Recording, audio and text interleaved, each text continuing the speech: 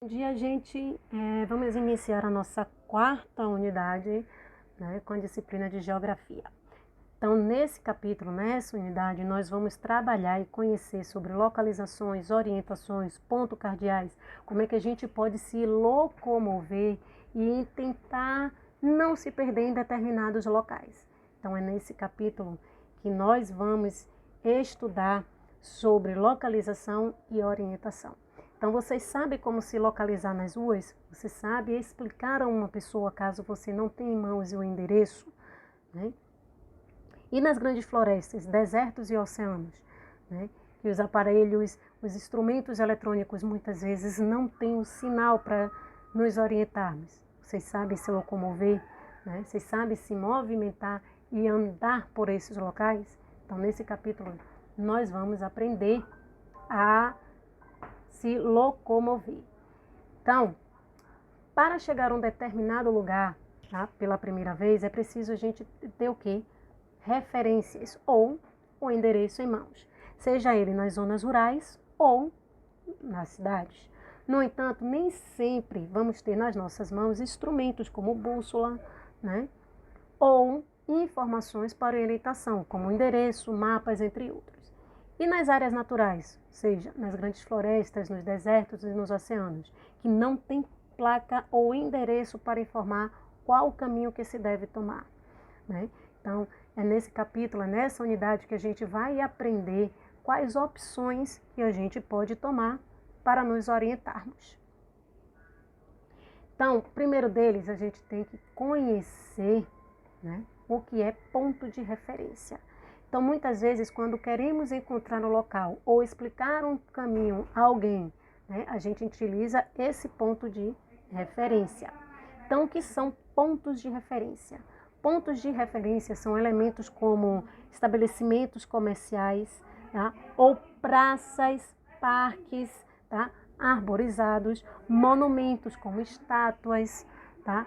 Então, tudo isso a gente pode estar servindo como ponto de referência até achar um local. Ou estabelecimentos comerciais, como mercado, padarias, farmácias, tá? As escolas, os hospitais. Então, tudo isso são elementos que ajudam a poder localizar, ter como ponto de referência para a gente chegar ao endereço que a gente está indo pela primeira vez. Então, esse mapinha aqui, ó, isso pode acontecer na zona urbana.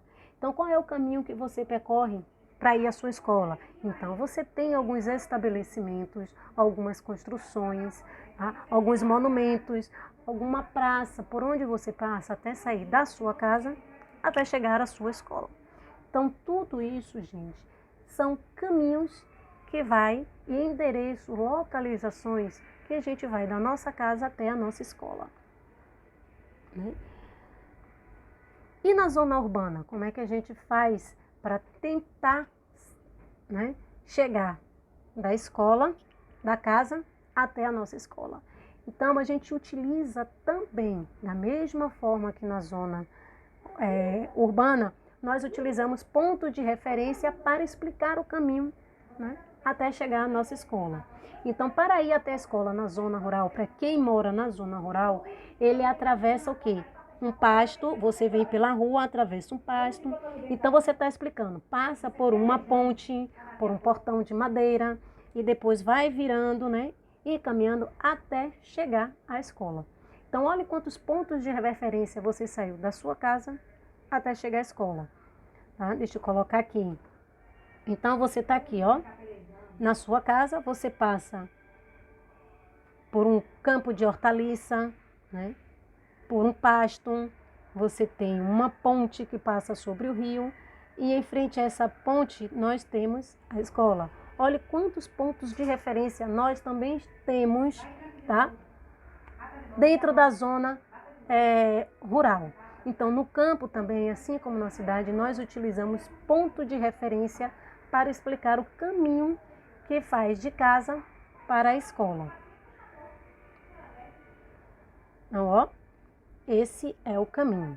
Gente, então, o que vocês vão fazer? Uma atividade que se encontra na página 283, tá? No questão 2 em cima, os pontos de referência que você citou na questão da página 281 da zona urbana, vocês vão descrever esse caminho, esse percurso que você faz da sua casa até a escola. Quais são os pontos de referência que você tem da sua casa até a sua escola. E mais outra atividade, tá? Você vai ter aí, ó, no livro de vocês, 284 e 285, ok? Então, bons estudos e boa aula.